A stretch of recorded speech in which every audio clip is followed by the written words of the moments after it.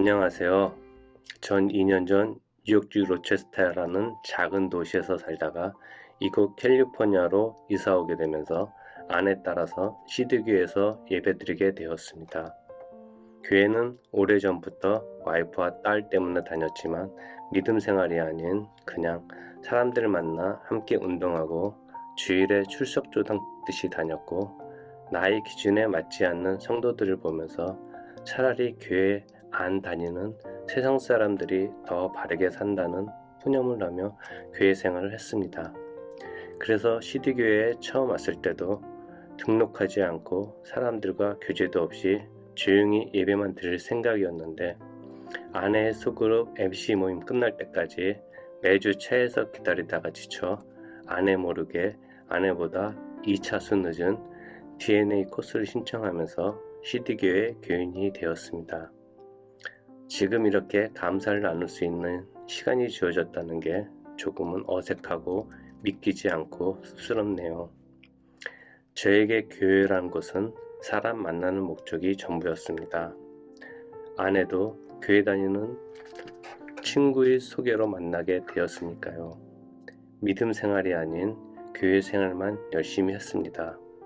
하나님을 바라봐야 하는 교회에 사람을 바라보며 다니다 보니 성숙하지 못한 성도들의 모습에 실망도 하고 성도들이 목사님을 쫓아내어 교회가 갈라지는 것을 보며 많은 상처도 받게 되었습니다.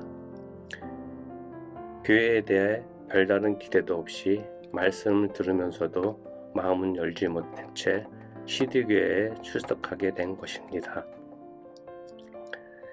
그런데 시간이 지나면서 드려지는 예배를 통해 제가 여태껏 다녔던 교회에서 볼 수 없었던 모습을 보게 되었습니다. 항상 굳은 일도 솔선수범하시면서 낮은 자리에서 섬기시는 목사님들과 전도사님, 보이지 않는 이곳저곳에서 섬기시는 많은 분들을 보면서 가장 눈에 띄는 것은 그분들이 밝은 미소였고 교회를 향한 진심이었습니다.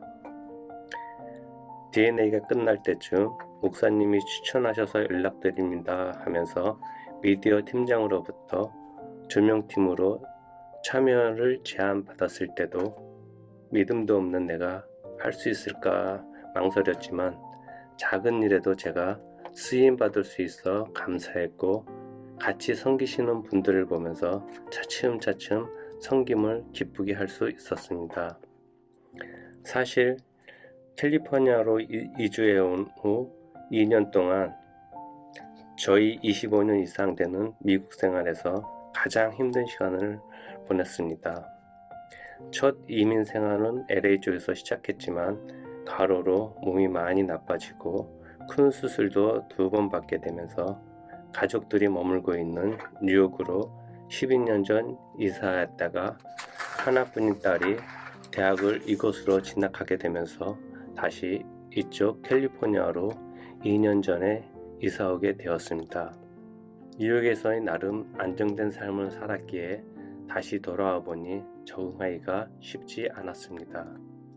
오자마자 친척과 같이 하게 된 비즈니스가 서로의 운영에 대한 의견 차이로 모든 계획이 무산되어 따로 나오게 되었고 우린 나름대로의 운영할 새로운 비즈니스 장소를 찾아 매일매일 힘든 나날을 보내는 동안 같은 시기에 하나뿐인 딸이 많이 아파서 하늘이 무너지는 경험을 하며 혼자 허공을 보며 눈물 짓는 날도 많았습니다. 가까운 친척에게 받은 상처가 너무 커서 저와 와이프는 고통이 너무 커 불면증으로 힘든 시간을 보냈습니다. 그러면서 와이프 따라 토요 새벽 예배에 나가게 되었고 새벽 기도가 어색했던 저였지만 삶이 절실했기에 기도라는 걸 했습니다. 어리석고 이기적인 저희 모든 죄를 용서해달라고. 그 즈음 미디어 팀을 섬기면서 여러 상황으로 몸과 마음은 힘들지만 웃을 수 있었고 그곳에 기쁨이 있었습니다. 부족하지만 하나님은 저를 쓰임받게 하셨고 고통의 시간을 보내는 중에도 따뜻한 사람을 보내주셔서 사업장도 절묘한 시기에 적당한 장소로 이끌어 주셨습니다. 이렇게 우리 가족은 서서히 회복해 가고 있었습니다. 시간이 지나면서 깨달았습니다. 뉴욕에서의 편안한 삶이 저희 교만투성이었다는 사실입니다. 아마 힘든 시간이 없었다면 지금까지도 교만으로 가득 차 있고 하나님과는 점점 멀어졌을 것입니다. 하나님은 모든 경험을 통해 더 큰 계획을 이루시는 분이시고 고난과 아픔을 통해 더 강하게 하시는 분이시라는 것을 이제야 깨달았습니다. 순간순간 이 하나님의 은혜인데 그걸 모르고 살았던 제 자신이 부끄럽습니다. 작은 것 하나에도 감사가 아닌 당연한 것으로 생각했습니다. 주요 교회가 어떤 교회인가 생각해 봤습니다. 없는 자든 있는 자든 아픈 자든 누구나 환대해 주는 교회, 그것이 시리교회입니다. 돌아보면 이 모든 과정이 하나님의 계획이었던 것임을 알게 되었습니다. 친척과 같이 일하는 1년 동안 힘든 시간을 보냈지만 돌아보면 그 과정이 없었으면 더 교만은 컸을 것입니다.